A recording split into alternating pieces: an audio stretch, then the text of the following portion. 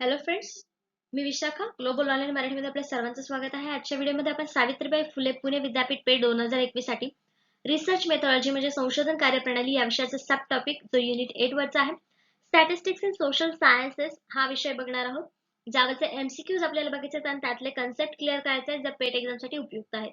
हे आपलं आजचं 22वे लेक्चर आहे. याआधी आपले 21 लेक्चर्स कंप्लीट झालेत रिसर्च मेथॉलॉजी या टॉपिक वरती. लेक्चर सुरू करण्यापूर्वी एक आनंदाची गोष्ट सगळ्यांसाठी अशी आहे, ज्या सावित्रीबाई फुले पुणे विद्यापीठ पेठ 2021 साठी प्रिपरेशन करत आहेत त्यांच्यासाठी आम्ही रिसर्च मेथॉलॉजी कंप्लीट कोर्स घेऊन आलो आहोत. हा कोर्स केल्यानंतर तुम्ही आपल्याला माहिती या पेपरमध्ये 50% क्वेश्चन्स रिसर्च मेथॉलॉजी येणार आहेत, म्हणजे 50% रिसर्च मेथॉलॉजी येणार आहेत. त्यावरचे सगळे क्वेश्चन्स तुम्ही या कोर्समध्ये सोडवू शकता. या कोर्समुळे तुम्ही सोडवू शकता. तर या कोर्समध्ये तुम्हाला काय काय मिळणार आहे? Full syllabus video lectures, full syllabus notes, 10 full syllabus test series on research methodology, complete guidance मिळणार आहे तुम्हाला पीएचडी ऍडमिशन बद्दल. हे सगळं तुम्हाला या कोर्समध्ये मिळणार आहे. आपल्याला एक्झाम जी 22 ला होती ती 5 सप्टेंबरला गेलेली आहे, म्हणजे इथे आपल्याला अजून वेळ मिळतो आणि यामध्ये तुम्ही सगळा सिलेबस कव्हर करू शकणार आहे या कोर्समध्ये. तर हा कोर्स तुम्हाला 100% गॅरंटी देईल की रिसर्च मेथॉलॉजीचे सगळे क्वेश्चन्स तुम्ही इझिली सॉल्व्ह करू शकाल. हा कोर्स जॉईन करण्यासाठी फक्त दिलेल्या व्हॉट्सअप नंबरवरती मेसेज करायचा आहे. त्याची फीस फक्त 499 आहे. तर लवकरात लवकर कोर्स जॉईन करा, जेणेकरून तुमच्या अभ्यासाला सुरुवात झाली नसेल तर आता सुरुवात होईल. तर लास्ट लेक्चर मध्ये देखील आपण बघितलं होतं 8 युनिट वरती म्हणजे स्टॅटिस्टिक्स आणि सोशल सायन्स मध्ये काय काय पॉइंट्स आहेत आणि आजही आपल्याला तेच पॉइंट सगळे कव्हर करायचे आहेत. Types of measurement, nominal, ordinal scale, basic statistics techniques, aggregation of data, total percentage tabulation, univariate cross tabulation, breviary and multivariate data presentation, chart, graph, bar graph, histogram, clustered bar chart, histogram, pie chart, pyramid measures, central tendency. यावरती तुम्हाला असे practical questions नाही येणार की bye chart कसा असतो किंवा pie chart वरती काय लिहिलेलं असतं किंवा बारग्राफ हा आहे किंवा याच्यावरती बारग्राफ ड्रॉ करा, असे क्वेश्चन्स तुम्हाला येणार नाही. तर त्याचा उपयोग काय आहे किंवा त्याचे फायदे काय आहेत याच्यावरती क्वेश्चन्स येऊ शकतात किंवा एखादा एक्झाम्पल आलाय आणि तो कशाचा पार्ट आहे तो तुम्हाला सांगायचा, तर अशा प्रकारचे क्वेश्चन्स येऊ शकतात. त्याच्यानंतर अरिथमेटिक मीन, जिओमेट्रिक मीन, हार्मोनिक मीन, मीडियन मोड, ह्या सगळ्या प्रकारचे क्वेश्चन्स याच्यावरती तुम्हाला एमसीक्यूज येणार आहेत. हा आपला सिलेबस आहे युनिट 8 चा स्टॅटिस्टिक्स अँड सोशल सायन्सेसचा. तर ह्या प्रकारचे जे पॉइंट्स आहेत ते आपल्याला एमसीक्यू थ्रू क्लिअर करायचे आहेत या लेक्चर मध्ये. बघूया आजचा पहिला प्रश्न काय आहे. What is advantage of using SPSS over calculating statistics by hand. तर त्यांनी आपल्याला विचारलंय SPSS हे जे एक सॉफ्टवेअर आहे स्टॅटिस्टिक किंवा आपले कॅल्क्युलेशन्स करण्यासाठी हे सॉफ्टवेअर आपण वापरतो रिसर्चच्या डेटा वापरामध्ये. हाताने आकडेवारी मोजण्यापेक्षा SPSS वापर करण्याचा काय फायदा आहे हे आपल्याला विचारलेलं आहे. म्हणजे हे सॉफ्टवेअर वापरण्याचा काय फायदा आहे हाताची आकडेवारी करण्यामध्ये. तर ऑप्शन्स दिलेले आहे. How is this is how most quantitative data analysis is done in real research nowadays. आजकाल रिअल रिसर्च मध्ये सर्वाधिक परिमाणवाचक डेटा विश्लेषण असे केले जातं. नंतर it reduces the chances of making errors in your calculations. यामुळे तुमच्या गणनेत चुका होण्याची शक्यता कमी होते. It equips you with helpful transferable skill. हे तुम्हाला उपयुक्त हस्तांतरणीय कौशल्याचे सुसज्ज करते. आणि D all of the above वरील सर्व. तर इथे करेक्ट आन्सर काय आहे? सगळ्यात महत्वाचा फायदा आपल्याला इथे आपल्याला सांगितलंय की हे विशेषण आहे किंवा याच्यामध्ये वापर केला जातो. कशामध्ये? रिअल रिसर्च मध्ये वापर केला जातो. हा फायदा असेल का? नाही. बी आपल्याला फायदा असू शकतो. चुका कमी होण्याची शक्यता असू शकते कदाचित, पण चुका तर होतात काही वेळेस SPSS मध्ये. पण हे काय करतं आपल्याला एक इक्विप आहे, हे तुम्हाला उपयुक्त आहे हस्तांतरणीय कौशल्याचे सुसर्जन करण्यासाठी. म्हणजे हे जे स्टेटमेंट आहे आपल्याला त्याच्यामध्ये हे वरचे दोन्ही स्टेटमेंट इथे इन्क्लूड होत आहेत. म्हणजे आपलं करेक्ट आन्सर इथे काय असणार आहे? सी. करेक्ट आन्सर इथे आपलं सी असणार आहे. हे उपयुक्त हस्तांतरणीय कौशल्याने सुसज्ज करते. म्हणजे त्याच्यामध्ये आपल्याला सर्वाधिक आजकाल हे वापरलं जातं ते पण त्याच्यामध्ये येतं आणि त्याच्यानंतर चुका कमी होण्याची शक्यता येते हे पण या स्टेटमेंट मध्ये येतं. म्हणजे इथे आपला करेक्ट आन्सर सी आलेला आहे. डी इथे आलं नसतं कारण हे दोन्ही एकाच वाक्यात आपल्याला इन्क्लूड होत आहेत, म्हणून इथे आपण डी आन्सर देणार नाहीये. तर आपलं करेक्ट आन्सर इथे आहे C. Nowadays, most quantitative data analysis use SPSS on an equivalent statistics software package. तर इथे आपल्याला समजलं की SPSS काय आहे. हे एक सॉफ्टवेअर पॅकेज आहे, स्टॅटिस्टिकल सॉफ्टवेअर पॅकेज आहे. Such tools are widely regarded as being much faster and more efficient than mental arithmetic. तर ह्याच्यामध्ये काय सॉफ्टवेअर मध्ये जास्त फास्ट काम होतं बाकीच्या आपल्या मेंटल अरिथमॅटिक पेक्षा. म्हणजे मेंटल आपण जे कॅल्क्युलेशन्स करतो समजा कागदावर किंवा बोटांवरती किंवा मोजून मनातल्या मनात हे जे कॅल्क्युलेशन करतो त्याच्यापेक्षा जास्त फास्टर हे सॉफ्टवेअर आपल्याला काम करून देतं. As they can generate huge volume of complex statistical data within a seconds. म्हणजे याच्यावरती त्यांनी सांगितलेलं आहे की या सॉफ्टवेअर मध्ये आपण ह्यूज व्हॉल्यूमचा डाटा जो आहे तो विदिन अ सेकंड्स आपण कंप्लीट करू शकतो. If you prepare a probability samples याच्यामध्ये करू शकतो आपण, जे आहे SPSS can help you to produce high quantity result. जे रिझल्ट आहेत ते हाय क्वांटिटी रिझल्ट आपल्याला जनरेट करण्यासाठी SPSS हेल्प करतं. If you have a very small data set, though using SPSS would be akin to using a sledgehammer to crack it nut. म्हणजे काय सांगितलेलं आहे, तर SPSS जो आहे तो लार्ज डेटा तुम्हाला विदिन सेकंड्स देतो, हाय क्वालिटी रिझल्ट देतोय. तर तिथे स्मॉल डेटा काय आहे, त्याच्यासाठी एक नट तोडण्यासारखं आहे. नट म्हणजे आपलं ड्रायफ्रूट तोडण्यासारखं आहे, क्रॅक अ नट असे काम आहे ते SPSS सॉफ्टवेअरसाठी. तर आजकाल जे रिसर्च होता त्याच्यामध्ये SPSS हे सॉफ्टवेअरचा जास्त वापर केला जातो आपल्या स्टॅटिस्टिकल डाटाच्या कॅल्क्युलेशन साठी. नेक्स्ट क्वेश्चन बघूया आपण second number. When cross tabulating two variables, cross tabulating वाले टू व्हेरिएबल्स आहे, इट इज कन्व्हेन्शियल टू. दोन व्हेरिएबल्स क्रॉस टॅब्युलेशन करताना हे पारंपरिक आहे किंवा हे नेहमी होत असते किंवा हे अपेक्षित आहे. ऑप्शन्स आहेत represents the independent variable in rows and dependent variables in column. म्हणजे पंक्तीमध्ये स्वतंत्र व्हेरिएबल्स आणि स्तंभामध्ये आश्रित व्हेरिएबल्स दर्शवा किंवा दाखवले जातात. नेक्स्ट ऑप्शन आहे assign both dependent and independent variables to the columns. स्तंभांना आश्रित किंवा स्वतंत्र दोन्ही व्हेरिएबल्स नियुक्त करा. सी आहे represents the dependent variable in a row and independent variable in a column. पंक्तीमध्ये आश्रित व्हेरिएबल आणि स्तंभामध्ये स्वतंत्र व्हेरिएबल दर्शवा. Assign both the dependent and independent variable to rows. आश्रित किंवा स्वतंत्र दोन्ही व्हेरिएबल्स पंक्तींना द्या. तर हे वेगवेगळे ऑप्शन्स दिलेले आहेत, पण जेव्हा आपण क्रॉस टॅब्युलेशन करतो तेव्हा कुठला आन्सर याच्यापैकी करेक्ट आहे, तर याच्यापैकी करेक्ट आन्सर आहे सी. त्याच्यामध्ये आपण बघतो की रोज मध्ये डिपेंडेंट व्हेरिएबल आणि इंडिपेंडेंट व्हेरिएबल कॉलम्स मध्ये येतात आणि हे आपल्याला लक्षात ठेवायचं आहे की पंक्तीमध्ये आश्रित व्हेरिएबल्स आणि स्तंभामध्ये स्वतंत्र व्हेरिएबल्स. रोज आणि कॉलम्स आपल्याला माहिती आहे आणि त्याच्यामध्ये व्हेरिएबल्स क्रॉस टॅब्युलेशन मध्ये या पद्धतीनेच मांडावे लागतात. म्हणून इथे करेक्ट आन्सर आपलं काय आलेलं आहे सी. Cross tabs. आता हे क्रॉस टॅब्स काय आहे, in SPSS just another name for contingency tables. Cross टॅब्सला आपण काय म्हणतो, म्हणजे SPSS सॉफ्टवेअर्स मध्ये the contingency tables which summarize the relationship between different variables of category data. त्याच्यामध्ये डिफरंट कॅटेगरी आपण दाखवत असतो relationship. The basic cross tabs in SPSS command gives you the count by the default. म्हणजे या प्रकारच्या cross tabs मध्ये तुम्हाला काय मिळतात, तर काउंट्स मिळतात जे आपण स्टॅटिस्टिक्स मध्ये मोजत असतो तो. The basic cross tabs in SPSS command gives you the counts by default. In other words, you will get a frequency distribution table with the counts. याच्यामध्ये नेमकं काय मिळणार आहे क्रॉस टॅब्स मध्ये तुम्हाला, तर frequency distribution table with counts frequency distribution साठी तुम्ही या क्रॉस टॅब्सचा वापर करू शकता. Cross tabulation is a method to quantitatively analyse the relationship between multiple variables. जेव्हा मल्टिपल व्हेरिएबल्स असतात मग त्याच्यामध्ये आपल्याला वर्गीकरण करायचं असतं डिपेंडेंट व्हेरिएबल, इंडिपेंडेंट व्हेरिएबल. मग ते रोज आणि कॉलम मध्ये त्याच्या मांडणीनुसार मांडायचे असतात. मग आपल्याला हे frequency distribution table with count मिळतो आणि त्याच्यामध्ये त्यांनी सांगितले की काय मोजायचं असतं आपल्याला, तर method of quantitatively analyse the relationship between multiple variables. वेगळे वेगळे मल्टिपल व्हेरिएबल्स आहेत त्याच्यामधलं रिलेशनशिप मोजण्यासाठी हा क्रॉस टॅब्युलेशन आपण वापरतो.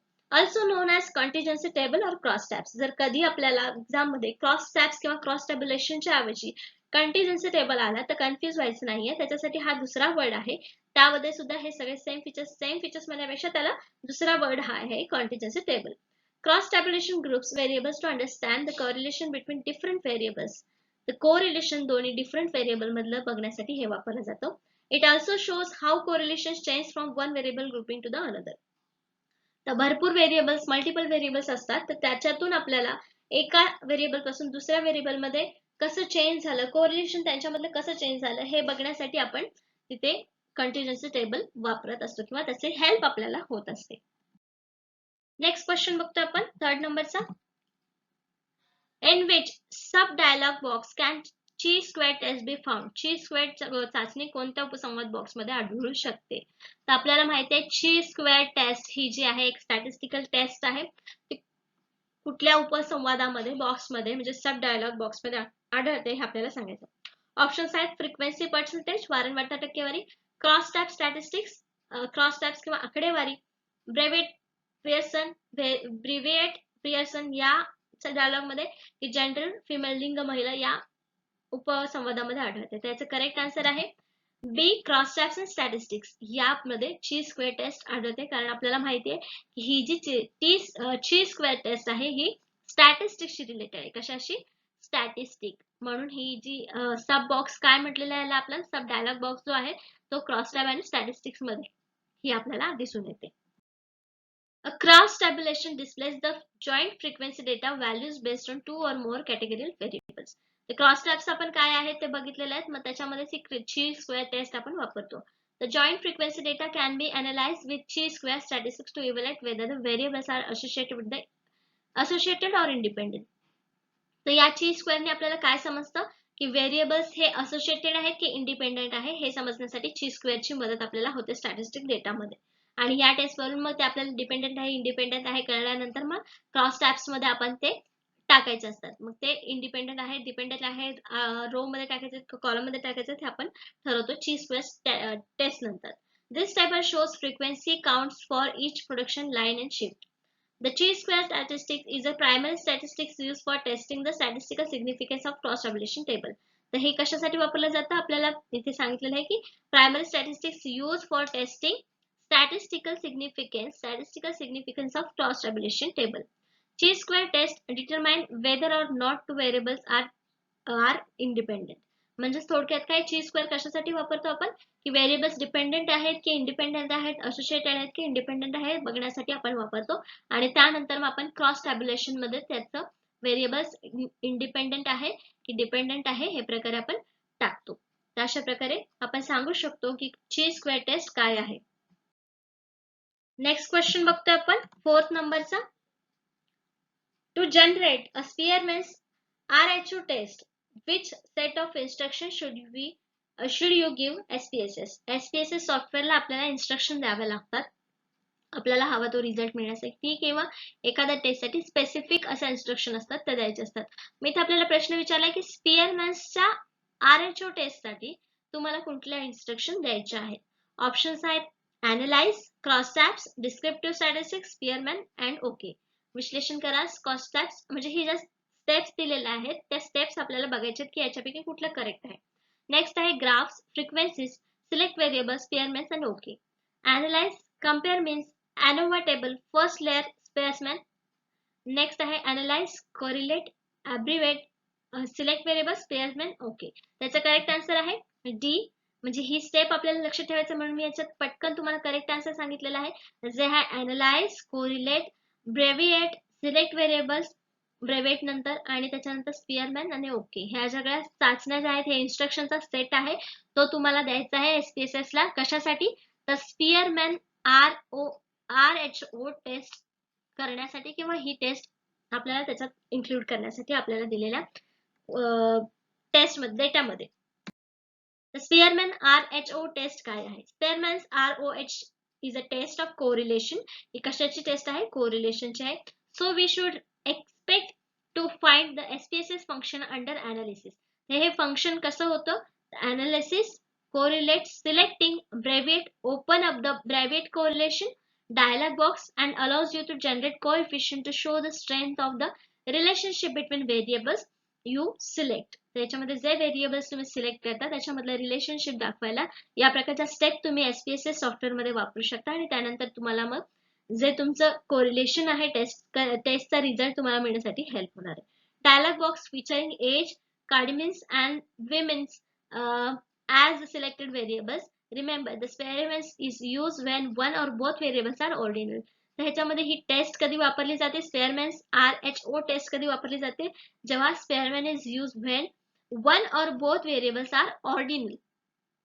तर एक किंवा दोन व्हेरिएबल्स जे आहेत ते ऑर्डिनल प्रकारचे आहेत त्यावेळेस ही टेस्ट तुम्ही वापरू शकता. तर ह्या स्टेप्स आपल्याला लक्षात ठेवायच्या ही टेस्ट जेव्हा इथे करायची आहे त्यावेळेस. नेक्स्ट क्वेश्चन आपण बघतो 5th नंबरचा. How would you print a bar chart that you have just produced in SPSS. तर तुम्हाला SPSS मध्ये एक बार चार्ट तयार केलेला आहे. हा बार चार्ट देखील तुम्ही SPSS मध्ये तयार करू शकता.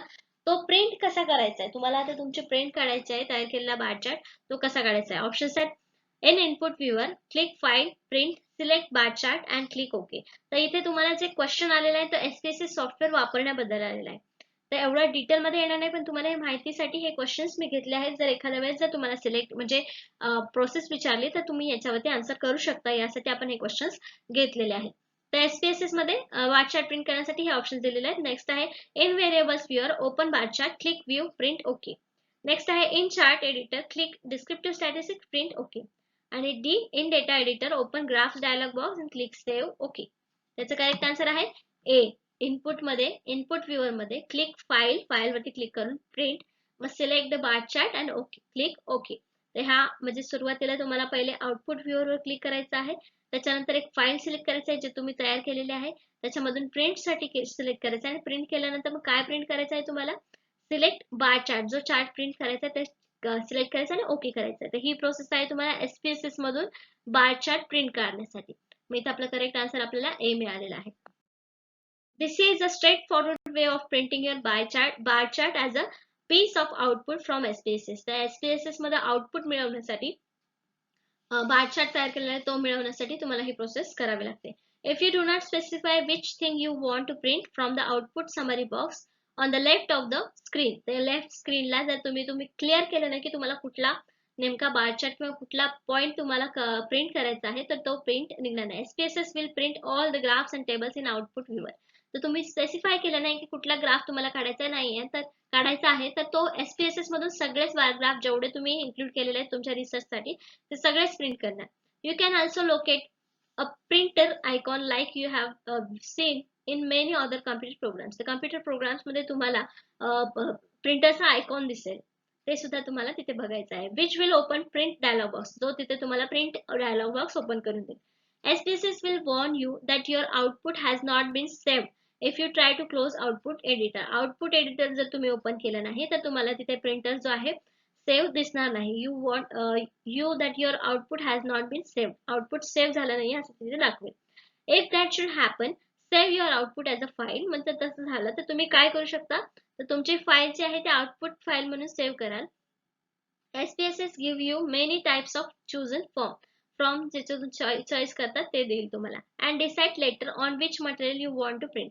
मग त्याच्यातून तुम्ही सिलेक्ट करू शकता की तुम्हाला कुठला फॉर्म किंवा कुठला पार्ट हा प्रिंट करून घ्यायचा आहे. And even which program you print, program देखील तुम्ही त्याच्यातून प्रिंट करू शकता कोणता आहे.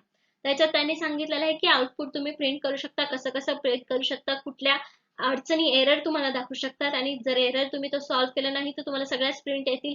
ह्या सगळ्या गोष्टी त्यांनी याच्यामध्ये क्लिअर केलेल्या आहेत. हे जे पॉइंट्स आहेत ते तुम्हाला एक्झाम मध्ये एखाद्या वेळेस क्वेश्चन वरती येऊ शकतात, पण नाही आले तर जेव्हा तुम्ही रिसर्च करा त्यावेळेस तुम्हाला हे क्वेश्चन्स किंवा ही जी माहिती आहे ती उपयुक्त पडणार आहे. आपण पुढचा प्रश्न बघतोय 6 नंबरचा. The sum of square deviation of set of values from their mean as, त्यांच्या मूल्यांपासून n मूल्यांच्या संचाच्या चौरस विचलनाची बेरीज आहे. कशी आहे? ऑप्शन्स आहेत 0, मॅक्सिमम, लिस्ट, नन. त्याचं करेक्ट आन्सर आहे सी, लिस्ट. तर नेहमी याची बेरीज कशी येणार, आपल्याला कमीत कमी येणार आहे. मग ती कशी आपण एक्सप्लेन करून बघूया. The sum of square deviation x bar square is also called the sum of squares or more simply SS. तर ह्याला आपण काय म्हणू शकतो, SS असं म्हणू शकतो. हा आपल्याला फॉर्म्युला आहे किंवा ह्याचं जे आन्सर जे येणार आहे आपल्याला ते कमीत कमी लिस्ट बेरीज येणार आहे. SS represents the sum of square. तर SS काय रिप्रेझेंट करतो, sum of square. Differences from mean is extremely important term in statistics. ही जे मीन आहे ते इम्पॉर्टंट टर्म आहे स्टॅटिस्टिक्स मध्ये. Variance, the sum of square gives rise to variance. The first use of term SS is determine the variance. तर हे काय आपल्याला डिटरमाइन करतो, variance. आणि ह्या फॉर्म्युल्यामध्ये आपण ते टाकू शकतो. तर ह्याची बेरीज कशी येते आपल्याला, नेहमी लिस्ट येते. लिस्ट हे आपल्याला लक्षात ठेवायचं आहे. नेक्स्ट क्वेश्चन बघतो आपण 7th नंबरचा. Which of this is relative measure of depression. यापैकी कोणता फैलाव एक सापेक्ष उपाय आहे. ऑप्शन्स आहेत स्टँडर्ड डेव्हिएशन, प्रमाणित विचलन, व्हेरियन्स, भिन्नता, कोएफिशियंट ऑफ व्हेरिएशन, भिन्नतेचे गुणांक, नन ऑफ दिस, यापैकी काहीही नाही. तर कोणता मेजर आहे डिस्प्रेशनचा, याच्यातला करेक्ट आन्सर आहे सी, कोएफिशियंट ऑफ व्हेरिएशन. हे जे आहे ते एक्सप्लेनेशन पेक्षा तुम्हाला ते लक्षात ठेवायचं की रिलेटिव्ह मेजर ऑफ डिस्पर्शनचा कोणता पॉइंट आहे किंवा कोणता उपाय आहे तर कोएफिशियंट ऑफ व्हेरिएशन, भिन्नतेचा गुणांक ज्याला आपण म्हणतो, हा एक उपाय आहे, मेजर आहे. Relative measure of dispersion are calculated as the ratios or the percentage. For example, one relative measure of dispersion is a ratio of standard deviation to the mean. तर ह्याच्यातलं मेजर काय आहे त्यांनी दिलेलं आहे स्टँडर्ड डेव्हिएशन रेशिओ. मग example मध्ये त्यांनी percentage पण दिलेले आहे, तर रेशिओ पण आपण तिथे कॅल्क्युलेट करू शकतो स्टँडर्ड डेव्हिएशन मध्ये. They are sometimes called coefficient of dispersion.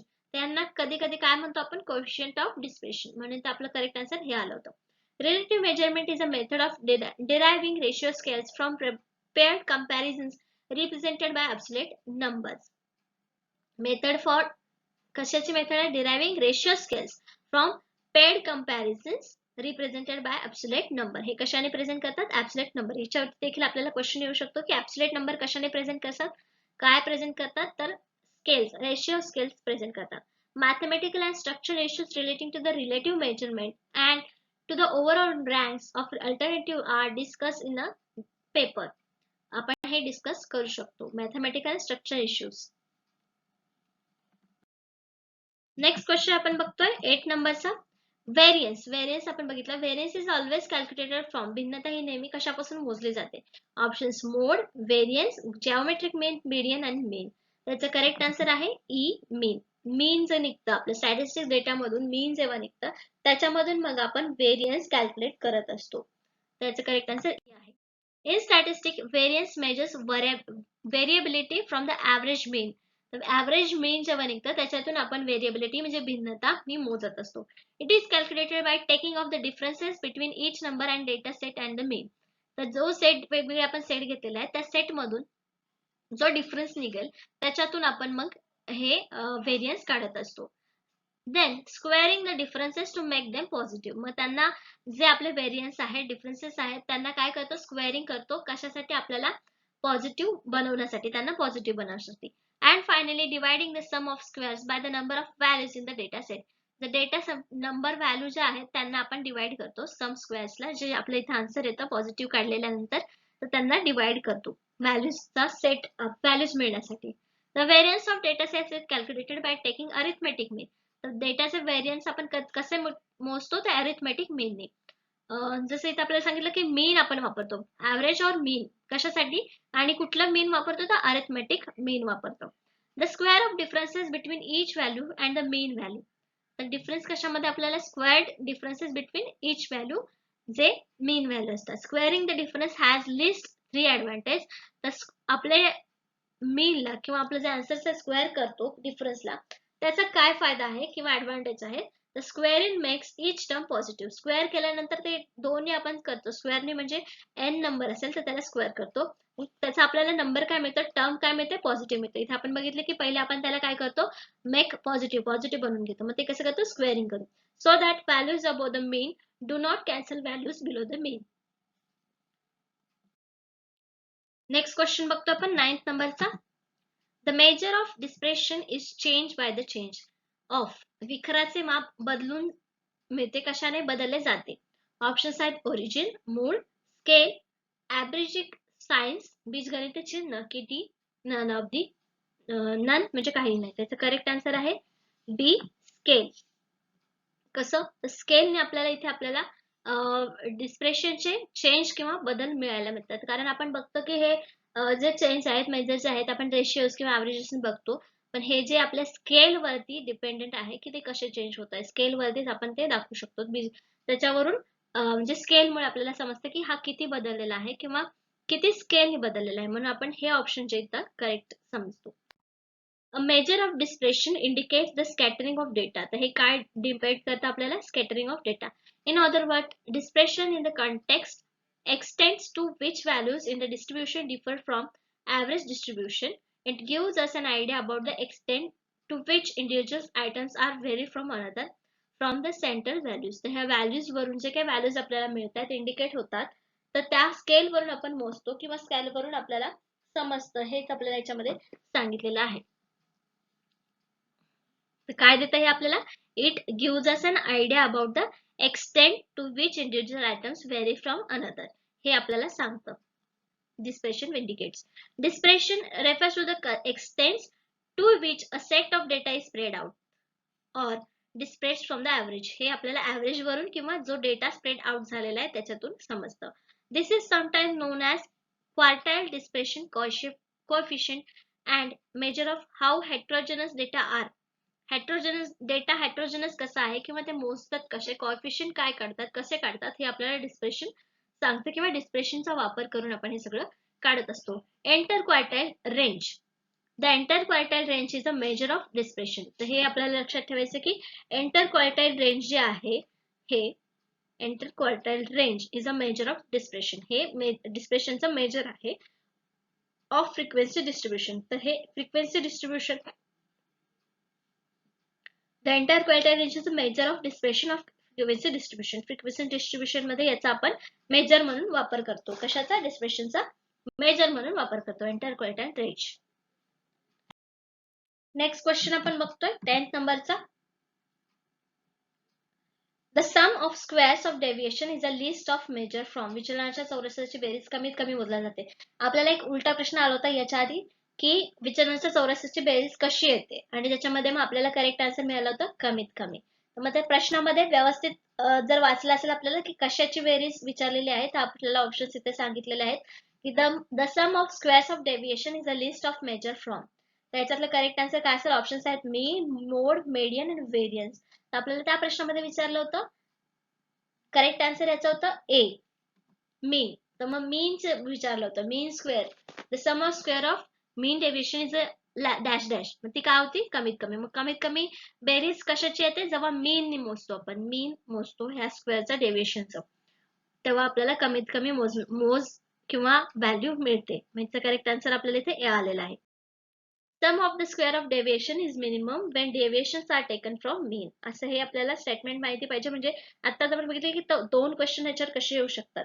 As mean is the arithmetic average of the series and displays the whole series into the individual minimum values. Therefore, the sum of their squares is minimum. त्याचं reason आपल्याला सांगितलं की square म्हणजे minimum काय येतं. arithmetic average of series displays the whole series. याच्यामध्ये arithmetic mean काय दाखवतो, average काय दाखवलं आपल्याला, whole series ची माहिती देते किंवा कॅल्क्युलेशन देते. into the individual minimum values म्हणजे व्यक्तिगत किंवा इंडिव्हिज्युअल मिनिमम व्हॅल्यूज त्याच्यामध्ये आपल्याला तिथे देत असतात जेव्हा आपण अरिथमेटिक मीन एव्हरेज काढतो तेव्हा. म्हणून हे जे स्क्वेअरचे सम काय येते आपल्याला मिनिमम येत असते. अशा प्रकारचे आपले 10 क्वेश्चन्स 10 कन्सेप्ट इथे संपलेले आहेत. नेक्स्ट लेक्चर मध्ये आपल्याला नेक्स्ट युनिट वरचे 10 MCQ आणि 10 कन्सेप्ट वेगळे बघायचे आहेत जे आपल्याला ह्या पेट एक्झाम साठी उपयुक्त असणार आहेत. या आजच्या सेशन साठी धन्यवाद.